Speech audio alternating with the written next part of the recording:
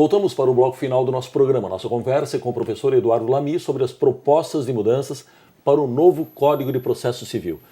Doutor Lamy, as primeiras análises sobre o projeto do Senado para o novo CPC ressaltam a adoção de alguns dispositivos do processo trabalhista, que é reconhecidamente mais rápido.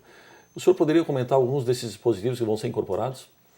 Sim, nós nos deixamos influenciar bastante pelo processo do trabalho. O processo do trabalho é bastante efetivo e muitos desses institutos que já vinham sendo no código atual incorporados estão sendo aperfeiçoados, inclusive, no código novo. Então, o projeto, por exemplo, mantém a penhora online, mantém o cumprimento da sentença, a estrutura de cumprimento da sentença é uma estrutura que vem da Justiça do Trabalho. A ideia de multas, por exemplo, para depósito recursal, também é uma questão que vem da Justiça do Trabalho, né? Então, eu diria que percebe-se que a forma de avaliação da prova, do que é que se prova, também a gente aprende-se muito no processo civil, na parte de prova, estudo da prova, com a prova no processo do trabalho. Então, esses são institutos que estão sendo bastante aperfeiçoados, levando-se em consideração a realidade da Justiça no Trabalho. E como é que fica a polêmica sobre os honorários? O novo código prevê honorários para advogados de sucumbência, honorários não contratados, honorários fixados pelos juízes na sentença, em percentuais. Esses percentuais são uma garantia que existe hoje só nas ações condenatórias, aquelas ações em que você é condenado a fazer uma prestação pecuniária. No novo código, toda a vantagem econômica obtida, mesmo que as ações tenham natureza jurídica diferente, uma ação declaratória, uma ação constitutiva, uma ação mandamental, executiva, nas demais ações, todas as vantagens econômicas vão levar à imposição de honorários em um percentual e não mais de modo apenas equitativo. Os juízes atualmente, quando a ação não é condenatória, fixam honorários de sucumbência de forma equitativa. Então o juiz pode muito bem entender que numa ação cujo valor da causa é de R$1 milhão, o advogado que venceu a causa e trabalhou por anos no processo deve receber R$100. Isso acontece com frequência em determinadas justiças no Brasil. E essa fixação de honorários é muito vantajosa no novo código para o advogado, assim como os prazos. No novo código, o advogado, por exemplo, vai ter finais de semana, porque os prazos não vão correr no final de semana. Os prazos serão também uniformizados, os prazos recursais. Então, a questão de honorários é muito importante e o que se percebe por vezes é que a OAB critica, principalmente a OAB, critica pontos do código, mas não apoia aqueles aspectos do código que são muito importantes para o advogado. A dignidade do trabalho do advogado é essencial. Os honorários contra a fazenda pública, por exemplo, que em muitas situações hoje são fixados apenas equitativamente, no novo código serão também fixados em um percentual. E esses percentuais são muito importantes, porque eles não dizem apenas respeito a ações condenatórias. O número de advogados que quer propor ações condenatórias também pensando nos seus honorários, ao invés de propor uma ação que tem alguma outra finalidade, que não buscar uma indenização, é muito grande. E no novo código, esse tipo de influência, pensando apenas nos honorários de sucumbência, deixa de existir, exatamente.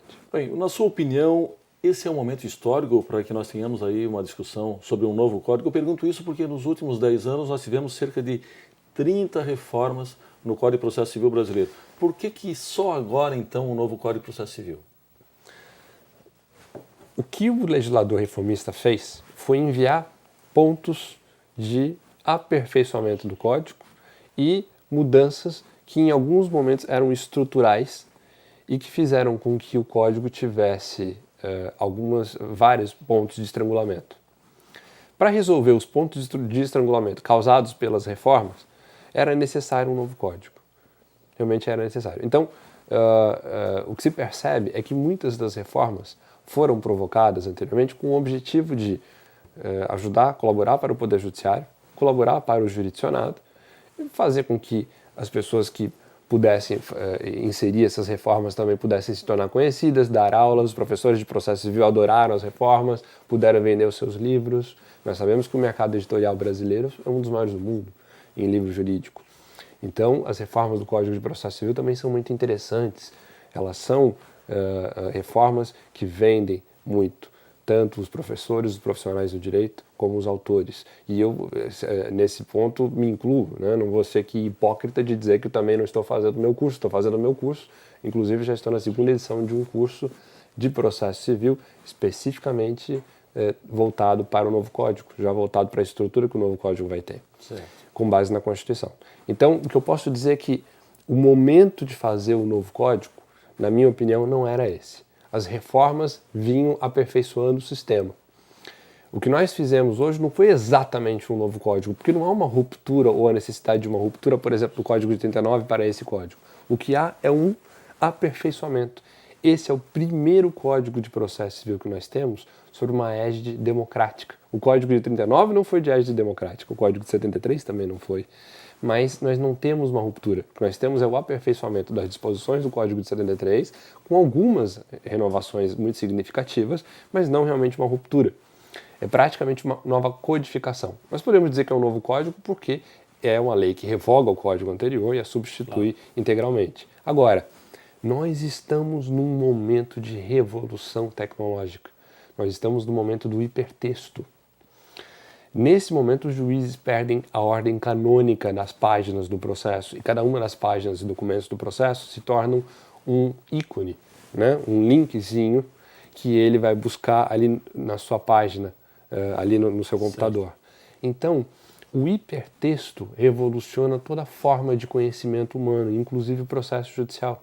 E o que nós percebemos é que, nesse momento, o código está preparado para o processo material, mas ele não está adaptado, ele sequer tem noção dos problemas que nós vamos ter e dos desafios que vão acontecer daqui a pouquíssimos anos, quando nós tivermos todo o processo eletrônico.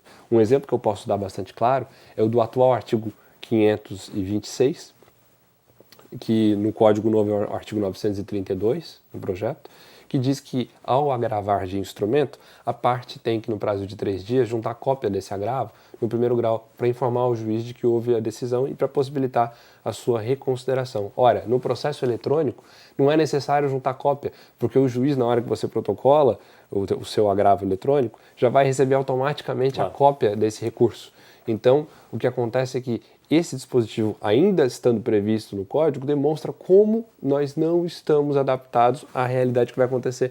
Em outras palavras, o novo código vai ser novo por 5 anos, mas já vai nascer muito velho. Doutor Eduardo Lamy, muito obrigado pela sua participação. Eu que agradeço. Chegamos ao fim do nosso programa. Hoje discutimos o que pode mudar em relação à futura versão do Código de Processo Civil. Conversamos com o jurista Eduardo Lamy, doutor e mestre em Direito Processual Civil. Visite o nosso canal no YouTube. Após a barra, é só digitar Justiça do Trabalho SC sem cedilha. Você também pode nos seguir no Twitter, no endereço TRT_SC. Voltamos semana que vem com mais um tema do seu interesse. Até lá!